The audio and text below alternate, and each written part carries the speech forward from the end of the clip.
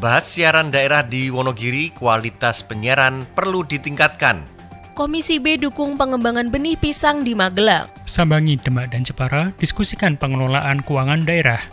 11.417 RTLH harus tertangani tahun ini. Komisi E bersyukur vaksinasi dosis 1 dan 2 sudah merata.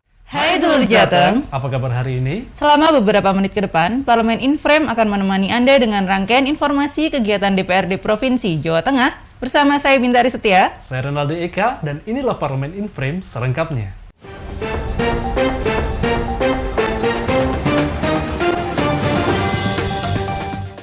Komisi A melakukan penguatan data dan informasi dengan berdiskusi bersama Pemkab Wonogiri membahas upaya peningkatan kualitas siaran daerah.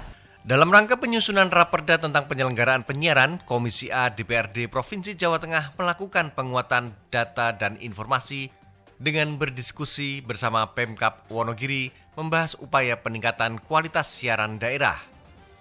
Diskusi itu digelar di ruang Girimanik kantor Bupati Kabupaten Wonogiri dan diterima Asisten 3 Setda Kabupaten Wonogiri Wiyanto didampingi Kepala Dinas Kominfo Kabupaten Wonogiri Heru Nur Iswantoro pada Senin 21 Maret 2022.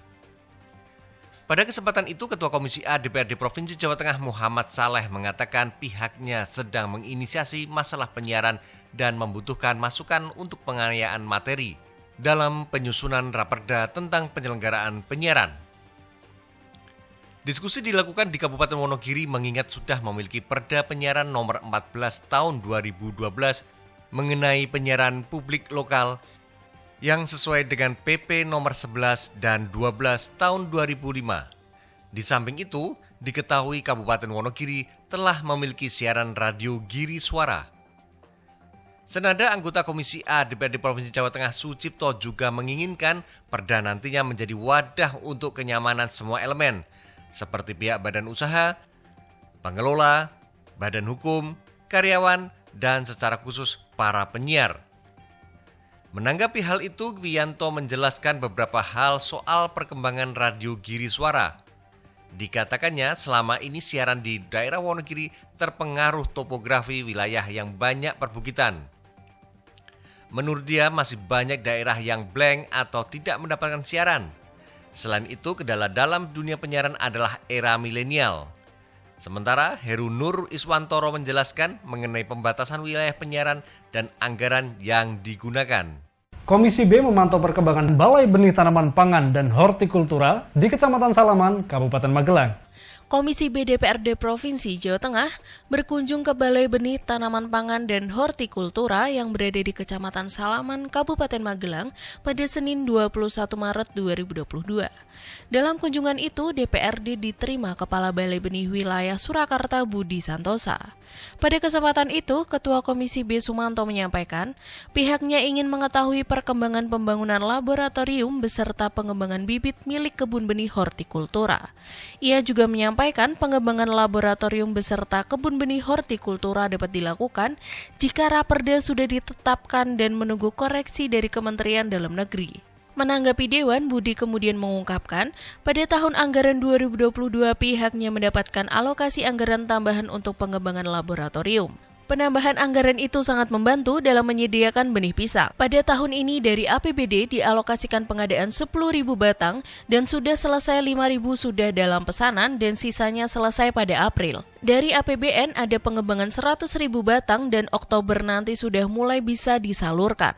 Ditargetkan pengembangan bibit mencapai 130.000 batang per tahunnya. Ia berharap tambahan sarana prasarana ke depan bisa bertambah terus karena selain infrastruktur juga terkait potensi SDM yang ada. Proses penyempurnaan materi raperda tentang pengelolaan keuangan daerah terus digali Komisi C DPRD Provinsi Jawa Tengah.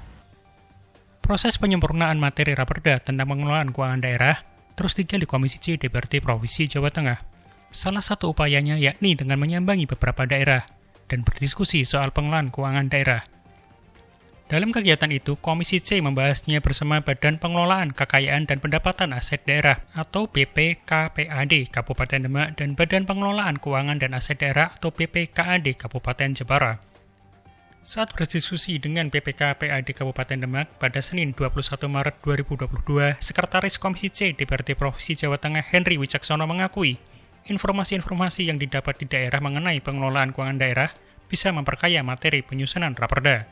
Pihaknya ingin mendapat informasi dari Kabupaten Demak, mengingat Kota Wali itu sudah memiliki perda mengenai pedoman pengelolaan keuangan, yakni Perda nomor 7 tahun 2021. Salah satu isinya adalah bantuan keuangan dan dana hibah.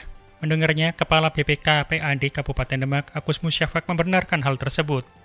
Pedoman pengelolaan keuangan daerah di Kabupaten Demak sudah ada. Namun, apabila nantinya terjadi permasalahan, maka akan kembali ke sumber awal, yakni PP nomor 12 tahun 2019.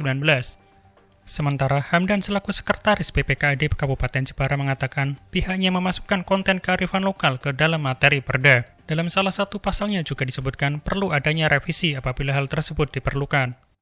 Komisi D memastikan Pemprov Jateng tetap mengalokasikan APBD 2022 untuk perbaikan 11.417 RTLH. 11.417 RTLH harus tertangani tahun ini. Komisi D DPRD Provinsi Jawa Tengah memastikan Pemprov Jateng tetap mengalokasikan APBD 2022 untuk perbaikan 11.417 rumah tidak layak huni atau RTLH.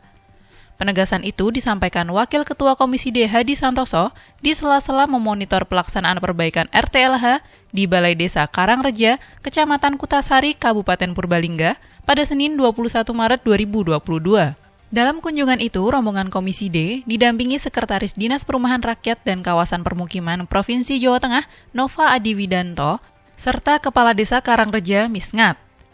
Moh Ikhwan selaku anggota Komisi D dari Dapil Jateng 10 menjelaskan, untuk nilai nominal perbaikan di masing-masing RTLH pada 2022 ini sebesar 12 juta rupiah.